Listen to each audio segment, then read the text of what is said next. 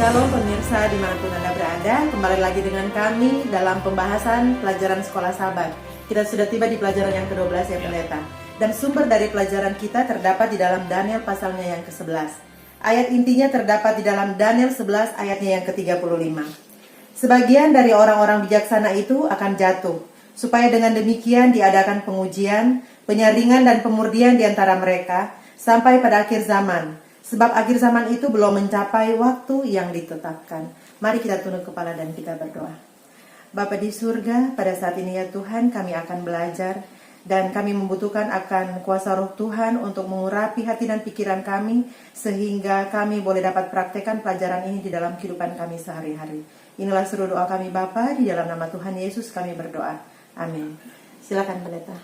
Baik, pemirsa dimanapun Anda berada, sebagian besar dari kita sekarang ini dalam keadaan waspada, bahkan ada khawatir oleh karena adanya wabah virus corona. Tapi justru oleh karena itulah, maka kita harus lebih setia lagi memperdalam pengetahuan akan Alkitab. Baik, saudara, pelajaran kita pada minggu ini berjudul dari utara dan selatan menuju tanah yang indah. Tadi Ibu Pendeta sudah katakan bahwa pelajaran kita atau bersumber dari Daniel pasalnya yang ke-11. Oleh karena itu, pemirsa di rumah jangan lupa ambil Alkitab, buka Daniel pasal yang ke-11. Dan ayat intinya tadi sudah dikatakan terdapat di dalam Daniel 11 ayatnya yang ke-35. Daniel 11 ayat 35 adalah kutipan pernyataan daripada malaikat Gabriel kepada Daniel tentang satu kekuatan yang akan bertindak. Ya. Di situ dikatakan dia akan membuat sebagian orang-orang bijaksana jatuh. Baik, saudara yang kasih dalam Tuhan, memang pelajaran kita sekarang ini Daniel pasal yang ke-11 adalah satu pelajaran yang menarik. Oleh karena itu kita perlu memperhatikan 3 poin. Yang pertama, nubuatan yang ada di dalam Daniel pasal 11 yang sebentar kita akan pelajari ini adalah nubuatan yang sejajar, yang paralel dengan nubuatan-nubuatan yang sudah kita pelajari, baik di dalam Daniel pasal 2, Daniel pasal 7, Daniel pasal 8, dan juga Daniel pasal yang ke-9. Ini yang pertama. Lalu yang kedua, poin yang kedua itu adalah kekuatan yang menindas umat Allah. Ini mulai apa? Mulai muncul. Dan poin yang ketiga, nubuatan-nubuatan yang sudah dijelaskan di pelajaran-pelajaran sebelumnya itu kita tahu pada akhirnya happy ending, ya. Pada akhirnya atau puncaknya itu berakhir pada kebahagiaan. Kita lihat di Daniel pasal 2, ya, batu itu menghancurkan apa? Patung. Lalu di Daniel pasal 7, anak manusia menerima kerajaan. Dan di Daniel pasal 8 dan 9 kita lihat bagaimana pekerjaan atau karya Yesus di dalam pembersihan bait suci surgawi. Lalu bagaimana dengan pasal yang ke-11 ini? Nah, di pasal yang ke-11 ini ada 3 poin juga yang perlu kita perhatikan. Yang pertama, Daniel pasal 11 ini dimulai dengan membahas nasib dan juga waktu lahir daripada raja-raja Persia. Waktu Raja Utara menyerang gunung suci Allah. Itu yang pertama. Lalu yang kedua, di pasal 11 ini kita akan membahas juga tentang pertempuran Raja Utara dengan Raja apa? Selatan, dan bagaimana kedua kekuatan ini, Raja Utara dan Selatan ini mempengaruhi kehidupan daripada umat-umat Allah. Dan yang ketiga, Daniel pasal 11 sama dengan Daniel 2, 7, 8, dan 9 itu diakhiri dengan happy ending. Diakhiri juga dengan kebahagiaan ketika apa? Raja Utara ini menemui ajalnya pada saat apa? Dia mau menyerang akan gunung permai yang kudus. Pemirsa, pelajaran kita sepanjang minggu ini ada 5 pelajaran pentingnya. Jadi kita belajar ini untuk apa? Ada 5 yang kita akan pelajari. Yang pertama, apakah 2 poin penting dari pelajaran pertama? Lalu yang kedua, apakah alasan Allah mengungkapkan semua peristiwa di dalam nubuatan, khususnya di kitab Daniel ini, khususnya nanti di Daniel pasal 11, secara detail? Apakah tindakan kita setelah kita mengetahui alasan tersebut? Lalu yang ketiga, siapakah yang menjadi pusat kebenaran Alkitab dalam pergolakan dan intrik politik dalam Daniel pasal 11 ayat 16 sampai ayat yang ke-28. Lalu yang keempat, siapakah yang dimaksud sistem kekuasaan baru atau kekuatan agama tersebut? Siapa itu? Dan yang terakhir, pelajaran penting apakah yang kita dapat dari peristiwa-peristiwa di dalam Daniel 11 ayat 40 sampai ayat yang ke-45. Baik, pelajaran yang pertama judulnya nubuatan tentang Persia dan Yunani. Silakan pendeta dijelaskan. Baik, nubuatan tentang Persia dan Yunani. Kita akan baca Daniel pasal 11 ayat 1 sampai ayatnya yang ke-40. Nah, saudara boleh baca di rumah. Dan kalau kita baca ayat 1 sampai ayat ke-4 ini, malaikat Gabriel ini sedang memberitahukan kepada Daniel tentang apa? Nubuatan tentang Persia dan Yunani. Nah, kalau kita baca di ayat 1 dan 2, Gabriel memberitahukan Daniel bahwa ada 4 raja yang masih akan bangkit setelah apa? Raja Kores, pelajaran kita minggu yang lalu. Yang pertama, setelah Raja Kores ada disebut Raja Kambises. Ya, Raja Kambises. Dia memerintah dari tahun 530 sampai 522 sebelum tarik Masehi. Ya, kurang lebih sekitar 9 tahun lah itu. Lalu yang berikutnya Raja Smerdis. Dia hanya hitungan bulan saja, karena di situ dibilang dia hanya meminta pada tahun 522 sebelum tarik Masehi. Dia tidak lama. Lalu yang ketiga ada Raja Darius yang pertama. Raja Darius yang pertama ini dia memerintah cukup lama, 36 tahun kurang lebih, dari tahun 522 sampai 486 sebelum tarik Masehi. Lalu raja yang keempat, seperti yang tadi dikatakan oleh Gabriel, adalah raja yang terkaya, dan raja daripada Persia ini memprovokasi kerajaan Yunani, tetapi akhirnya dia dikalahkan oleh raja Yunani. Nah, raja yang keempat ini adalah Raja Xerxes, atau kalau kita baca di buku atau kitab Esther itu adalah Ahasveros. Itu yang ayat 1 dan 2. Lalu kalau kita baca di ayat 3 dan 4 dari Daniel pasal yang ke-11, Raja Yunani yang mengalahkan Raja Ahasverus itu adalah Raja Alexander yang agung, atau the Great Alexander. Tetapi raja ini dia mati muda pada saat dia berusia 32 tahun. Dan oleh karena itu kerajaannya akhirnya terbagi oleh 4 jenderalnya. Ada Jenderal Seleucus, dia menguasai Suria atau Syria gitu ya. Syria, dan juga Mesopotamia. Mesopotamia itu termasuk dengan Babel itu di dalamnya. Lalu ada Jenderal Ptolemeus ini dia menguasai wilayah Mesir. Lalu yang ketiga, Jenderal Lysimachus, dia menguasai Tracia dan juga sebagian daripada Asia Kecil. Dan jenderal yang keempat yaitu Jenderal Cassander, dia menguasai Makedonia dan juga Yunani. Saudara, dari apa yang kita pelajari di pelajaran pertama ini dan juga catatan sejarah, maka ada 2 poin penting. Yang pertama itu bahwa nubuatan Alkitab, khususnya yang kita sudah pelajari di dalam kitab Daniel ini, itu menyatakan bahwa firman Allah itu tidak pernah gagal. Lalu yang kedua, sekali lagi dari pelajaran kita, kitab Daniel dan juga catatan sejarah menyatakan bahwa Allah itu adalah Tuhan atas sejarah. Artinya bahwa Allah kita adalah pengendali tertinggi yang menggerakkan sejarah untuk tujuannya. Baik, pemirsa, kita lanjutkan pelajaran yang kedua, judulnya Nubuatan tentang Suria dan Mesir. Nah, saudara, kita lanjutkan ayat-ayatnya yang kita perlu baca, yaitu ayat 5 sampai ayatnya yang ke-14. Nah, di dalam ayat 5 sampai ayat yang ke-14 ini, Gabriel dia menyatakan atau memberitahukan kepada Daniel nubuatan tentang Suria dan Mesir. Jadi saudara, setelah kematian daripada Raja Alexander yang agung ini, tadi sudah dikatakan dibagi 4 jenderal. Nah, 2 dari 4 ini yaitu Jenderal Seleucus di sebelah utara di Suria, dan juga Ptolemeus ini di bagian selatan, di bagian Mesir ini mereka apa? Bertarung untuk memperebutkan wilayah antara selatan, batas utara dan selatan ini mereka pertaruhkan. Jadi mereka bertarung, berperang.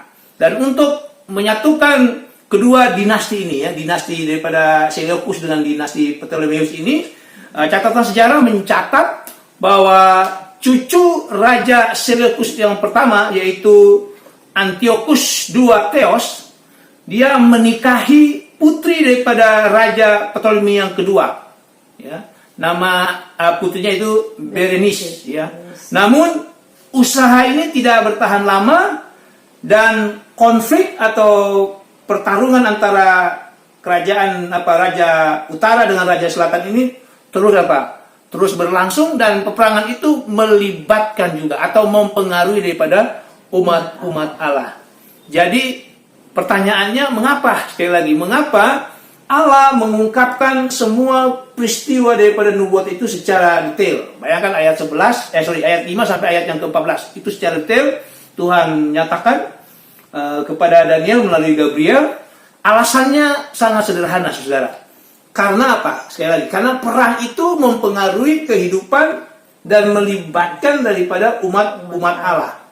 Oleh karena itu, saudara, kita sebagai umat Allah, kita layak untuk apa? Menaruh kepercayaan kita, iman kita kepada siapa? Kepada Allah yang berkuasa mengendalikan sejarah dunia. Ya, kalau saya mau hubungkan dengan wabah virus corona sekarang, percaya kepada Tuhan. Tetapi harus tetap apa? Berhikmat, ya, berhikmat. Jadi pelajaran penting yang kedua, apakah alasan Allah mengungkapkan semua peristiwa dalam nubuatan secara detail? Dan apa tindakan kita setelah kita mengetahui alasan tersebut? Jadi alasan mengapa Allah mengungkapkan nubuatan itu secara detail, yaitu apa? Karena ini melibatkan umat-umat Allah. Karena ini mempengaruhi daripada kehidupan umat-umat Allah. Oleh karena itu tindakan kita ya kita harus menaruh kepercayaan dan iman kita kepada siapa? Kepada Allah yang berkuasa mengendalikan sejarah dunia. Baik pemirsa, kita lanjutkan ke pelajaran yang ketiga, judulnya Roma dan Raja Perjanjian. Baik, kita lanjutkan juga ayatnya dari ayat yang ke-16 sampai ayat yang ke-28. Kalau kita baca di ayat yang ke-16 ini menggambarkan peralihan kekuasaan dari raja-raja atau dinasti Helenistik atau Yunani kepada kekaisaran Romawi. Di Daniel pasal 11 ayat 16 sampai ayat yang ke-28 ini, Gabriel memberitahukan kepada Daniel tentang nubuatan kekaisaran Romawi dan juga raja perjanjian, di mana Romawi akan menduduki tanah permai, yaitu Yerusalem, seperti yang pernah dinyatakan juga di dalam Daniel pasal 8 ayat yang ke-9, waktu ekspansi horizontal tanduk kecil mencapai tanah permai.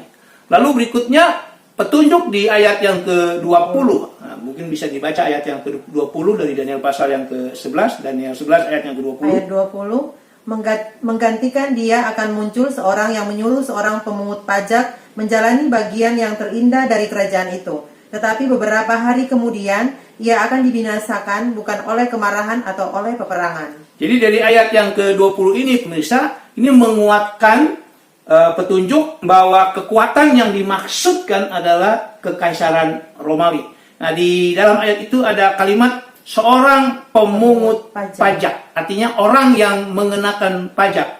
Dan ini merujuk kepada Kaisar Agustus. Masih ingat Kaisar Agustus pada zaman Yusuf dan Maria, Yesus lahir?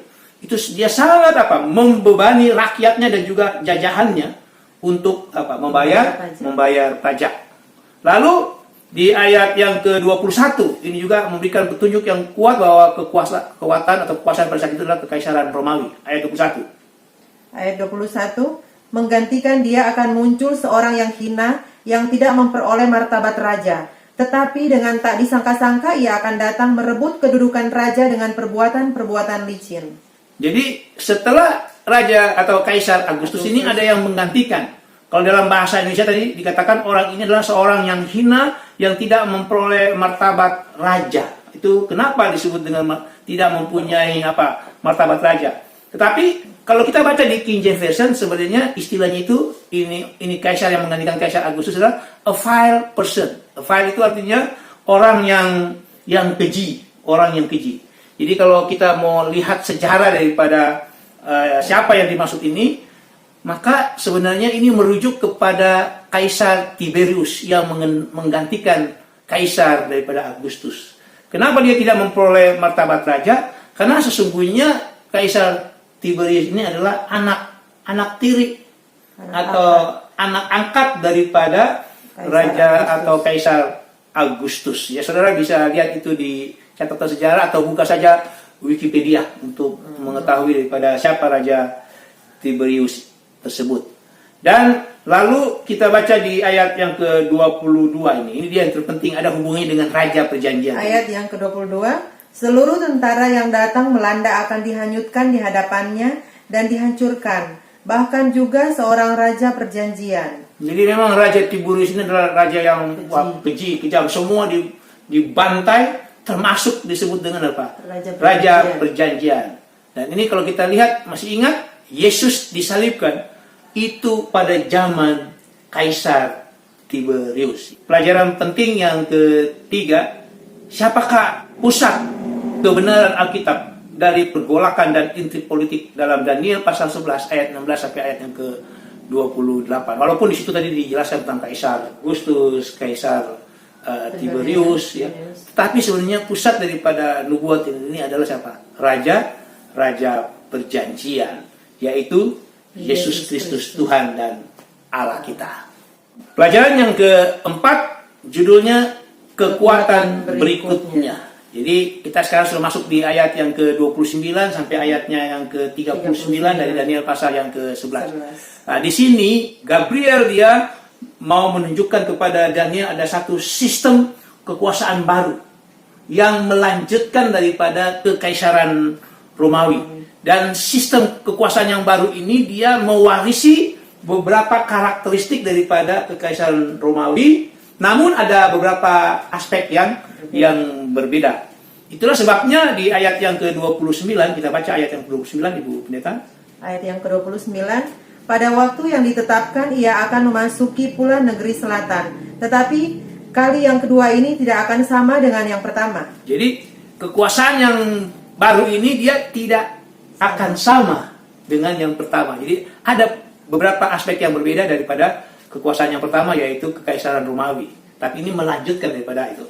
Dan bila mana kita melihat lebih jauh, maka sistem kekuasaan baru ini adalah kekuatan sebuah agama.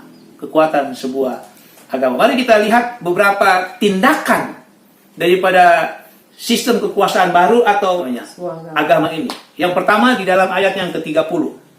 Ayat yang 30, karena akan datang kapal-kapal orang Kitim melawan dia, sehingga hilanglah keberaniannya.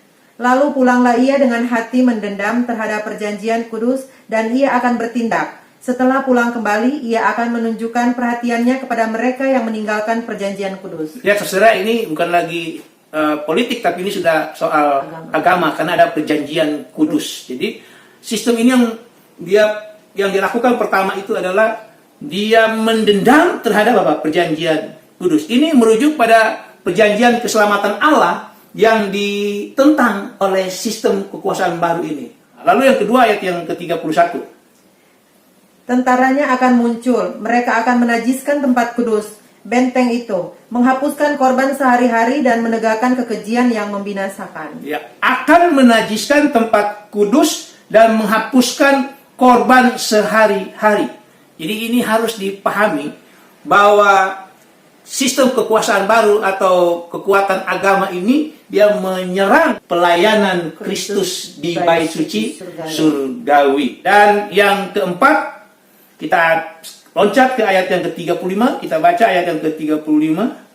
Sebagian dari orang-orang bijaksana itu akan jatuh, supaya dengan demikian diadakan pengujian, penyaringan dan pemurnian di antara mereka, sampai pada akhir zaman. Sebab akhir zaman itu belum mencapai waktu yang telah ditetapkan. Baik, kalau kita baca di ayat 35 ini, pemirsa, dikatakan sebagian daripada orang-orang bijaksana itu akan jatuh. Ingat, ini ayat 35 merupakan ayat inti pelajaran kita. Tetapi kalau kita hubungkan dengan pelajaran kita yang sebelumnya, pelajaran yang ke-9, Daniel pasal 8 itu, khususnya ayatnya yang ke-10, di situ kita ingat yang menjatuhkan apa? Bintang-bintang ke bumi dan diinjak-injaknya. Nah, kita sudah pelajari di pelajaran yang ke-9 bahwa bintang-bintang ini bukanlah benda-benda langit, tetapi apa? Umat-umat Tuhan.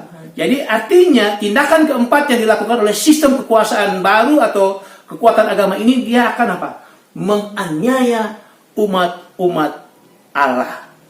Lalu yang berikut, yang kelima, kita bisa baca di ayatnya yang ke-36. Yang terakhir. Raja itu akan berbuat sekehendak hati. Dia akan meninggikan dan membesarkan dirinya terhadap setiap Allah. Juga terhadap Allah yang mengatasi segala Allah, ia akan mengucapkan kata-kata yang tak senonoh sama sekali.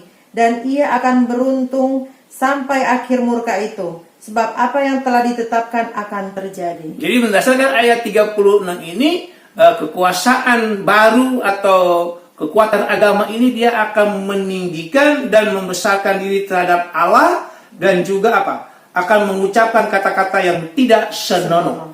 Kalau kita kembali ke pelajaran yang ke-8 di Daniel pasal yang ke-7, di situ dikatakan Daniel 7 ayat 8, dia akan apa? Dia mempunyai mulut yang menyombong. Daniel 7 ayat 8 dia mempunyai mulut yang menyombong. Lalu di ayat 25 dari Daniel pasal 7, dia akan menentang yang maha tinggi. Jadi inilah kekuatan. Nah, kalau kita pelajari di pelajaran yang lalu itulah tanduk kecil. Jadi saudara, pelajaran penting yang keempat ini, siapa yang dimaksud dengan sistem kekuasaan baru atau kekuatan agama itu? Kekuasaan baru atau kekuatan agama yang dimaksudkan di dalam Daniel pasal 11 ini, ayat 29 sampai ayatnya yang ke-39 ini adalah sama dengan apa? Tanduk kecil di Daniel pasal 7, yaitu satu kekuatan agama besar di dunia yang menentang Allah dengan menganiaya umat Allah dan bertindak menggantikan apa? Sistem pelayanan pengantaran Yesus dan memberontak terhadap apa? Perjanjian keselamatan Allah. Baik pemirsa, kita akan mengakhiri pelajaran kita. Pelajaran yang terakhir judulnya peristiwa-peristiwa zaman akhir. Ya. Ini kita baca di ayat 40 sampai ayat yang ke-45. Di mana Daniel 11 ayat 40 sampai ayat 45 ini membantu kita untuk memahami ungkapan daripada zaman akhir. Mungkin pemirsa di rumah agak bingung kenapa Pendeta Sumampo dia membaca judulnya dengan peristiwa-peristiwa zaman akhir, bukan peristiwa-peristiwa akhir zaman. Bagi saya ini berbeda. Karena kalau akhir zaman itu adalah akhir di penghujung dari periode zaman akhir. Kalau periode zaman akhir itu adalah dari awal sampai akhir, itulah zaman akhir. Dan berdasarkan pelajaran kita juga ini, dan juga kalau kita simpulkan dari pelajaran kitab Daniel, memang zaman akhir ini adalah sebuah periode. Karena dimulainya itu dari apa? Jatuhnya kepausan tahun 1798 sampai kebangkitan orang mati di Daniel 12 ayatnya yang kedua. Tetapi sekali lagi ini secara pribadi, zaman akhir bagi saya itu satu periode, dan bagi saya pribadi berdasarkan 1 Korintus 10 ayat yang ke-11, 1 Korintus 10 ayat yang ke-11, zaman akhir itu dimulai dari apa? Zaman rasul-rasul sepeninggalan Yesus naik ke surga. Kita bisa baca di dalam 1 Korintus 10 ayat yang ke-11. 1 Korintus 10 ayat yang ke-11. Semuanya ini telah menimpa mereka sebagai contoh dan dituliskan untuk menjadi peringatan bagi kita yang hidup pada waktu di mana zaman akhir telah tiba. Jadi Rasul Paulus katakan kepada jemaat di Korintus bahwa pada saat itu zaman akhir telah tiba. Jadi bagi saya pribadi berdasarkan ayat itu 1 Korintus 10 ayat 11, zaman akhir itu dimulai dari apa? Zamannya rasul-rasul. Kita kembali kepada Daniel 11 ayat 40 sampai ayat 45.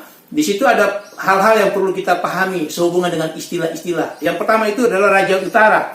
Raja Utara ini pemirsa pertama kali ditujukan kepada dinasti apa? Seleucus di bagian utara daripada kerajaan Yunani yang terbagi itu di utara, yaitu di bagian Syria. Kemudian apa? Dilanjutkan dengan kekaisaran Romawi dan pada akhirnya yaitu apa? Roma kepausan. Dengan demikian, istilah Raja Utara ini tidak hanya menggambarkan secara geografis kerajaan-kerajaan, tetapi juga menunjuk kepada musuh spiritual daripada Allah. Jadi, istilah Raja Utara ini sesungguhnya mewakili apa? Tiruan dari Allah yang benar, atau ini adalah Allah yang palsu. Kenapa? Karena kalau kita baca di dalam Yesaya 14, ayatnya yang ke-13, Yesaya 14 ayatnya yang ke-13, Engkau yang tadinya berkata dalam hatimu, aku hendak naik ke langit, aku hendak mendirikan tahtaku mengatasi bintang-bintang Allah, dan aku hendak duduk di atas bukit pertemuan, jauh di sebelah utara. Jadi Yesaya 14 ini konteksnya adalah ejekan terhadap Raja Babel. Tapi Raja Babel, Raja Tirus, Raja Sidon ini menggambarkan setan. Jadi ini sebenarnya ucapan setan yang ingin menduduki takhta Allah. Di dalam ayat itu dikatakan di sebelah, jauh di sebelah utara. Jadi Allah itu disimbolkan dengan utara. Jadi sekali lagi Raja Utara ini mewakili apa? Allah yang palsu. Yang berikut istilah Raja Selatan. Nama ini menunjuk kepada dinasti di bagian selatan, yaitu Ptolemeus atau di Mesir, ya, di Mesir. Tetapi ketika nubuatan ini terungkap, maka istilah Raja Selatan ini dikaitkan dengan pemahaman ateisme, yaitu orang-orang yang tidak percaya kepada Tuhan. Ya, kita bisa tahu sejarah mencatat bahwa orang-orang Mesir pada zaman itu mereka apa? Tidak mempercayai Allah. Lalu yang berikut istilah gunung permai yang kudus, gunung permai yang kudus. Kalau kita baca di dalam Perjanjian Lama, gunung permai yang kudus ini dia menunjuk kepada kota Sion, ibu kota Israel pada saat itu. Tetapi setelah peristiwa di salib, kita tahu bahwa gunung permai yang kudus ini dia merujuk kepada apa? Atau dia merupakan simbol daripada umat Allah yang tersebar di seluruh dunia. Jadi kalau kita melihat uraian yang saya sudah uraikan ini dan juga pelajaran kita pada minggu ini, maka kita bisa menafsirkan nubuatan yang ada di dalam Daniel pasal 11 ini. Yang pertama, serangan Raja Selatan kepada Raja Utara itu adalah revolusi Perancis, ya, revolusi Perancis yang berusaha untuk membebaskan agama dan apa? Berusaha untuk menjatuhkan atau mengalahkan kepausan. Ya, orang kepausan ini kan sudah tahu Tuhan, tetapi apa? Mengalami kegagalan. Lalu yang kedua, serangan Raja apa? Utara. Sekarang berbalik, Raja Utara menyerang Raja Selatan. Ini adalah apa? Kekuatan agama. Ingat tadi Raja Utara itu pada akhirnya adalah Roma kepausan. Jadi kekuatan agama ya dengan sekutu-sekutunya, yaitu Roma kepausan dengan sekutu-sekutunya, akhirnya apa? Mengalahkan Raja Selatan, mengalahkan apa? Paham-paham ateisme, dan mereka membuat apa? Koalisi. Lalu yang ketiga, kalau kita baca di ayat yang ke 41, ayat yang ke-41, juga tanah permai akan dimasukinya dan banyak orang akan jatuh, tetapi dari tangannya akan terluput tanah Edom, tanah Moab, dan bagian yang penting dari Bani Amon. Jadi Edom, Moab, dan Amon ini melambangkan adalah orang-orang yang tidak termasuk orang-orang yang setia. Jadi kalau kita mau bilang mereka adalah orang-orang Kristen, tapi adalah orang-orang Kristen yang tidak setia. Orang-orang ini nanti akan bergabung dengan apa? Raja Utara, tadi istilahnya itu apa? Kepausan. Mereka akan mengikuti tata cara ibadah mereka, cara-cara duniawi begitu. Lalu yang keempat, dikatakan Raja Utara ini bersiap untuk menyerang. Ya. Di ayat 45 coba. Ayat 45, ia akan mendirikan kemah kebesarannya di antara laut dan gunung permai yang kudus itu. Tetapi kemudian ia akan menemui ajalnya dan tidak ada seorang pun yang menolongnya. Jadi kerajaan utara ini bersiap untuk menyerang apa? Gunung permai. Tetapi apa? Gagal. Artinya kekuatan kejahatan ini dihancurkan dan kerajaan Allah didirikan. Jadi pemirsa, pelajaran penting yang terakhir, pelajaran penting apakah yang kita dapat dari peristiwa-peristiwa di dalam Daniel 11 ayat 40 sampai ayat yang ke-45. Pengharapan bagi umat Allah bahwa pada akhirnya apa? Allah dan umatnya akan mengalami kemenangan. Itulah pelajaran kita pada saat ini. Mari kita tunduk kepala, kita berdoa. Bapa di surga, terpujilah namamu, besarlah kuasamu, oleh karena engkau di dalam firman-Mu, kitab Daniel, kami boleh berpengharapan. Bila mana kami boleh tetap di pihak Allah, maka kemenangan itu akan menjadi bagian kami. Karena firman-Mu, nubuatan telah menyatakan kejahatan ataupun Raja Utara itu akan mengalami kekalahan, akan menemui ajalnya. Bapa di surga, pada saat ini juga hamba berdoa untuk apa yang sedang dialami di dunia ini Tuhan. Kekhawatiran di mana-mana tentang virus corona, bahkan sampai di negara kami Indonesia ini. Kiranya Tuhan berikan hikmat akal budi kepada kami, dan juga berikan penjagaan akan iman kepercayaan kami hanya kepadamu saja. Walaupun di tengah-tengah kekhawatiran ini, kami tetap mempercayakan kuasa Allah sebagaimana pelajaran yang kami telah pelajari pada saat ini. Inilah sebuah kami Bapa di dalam nama Tuhan Yesus. Amin.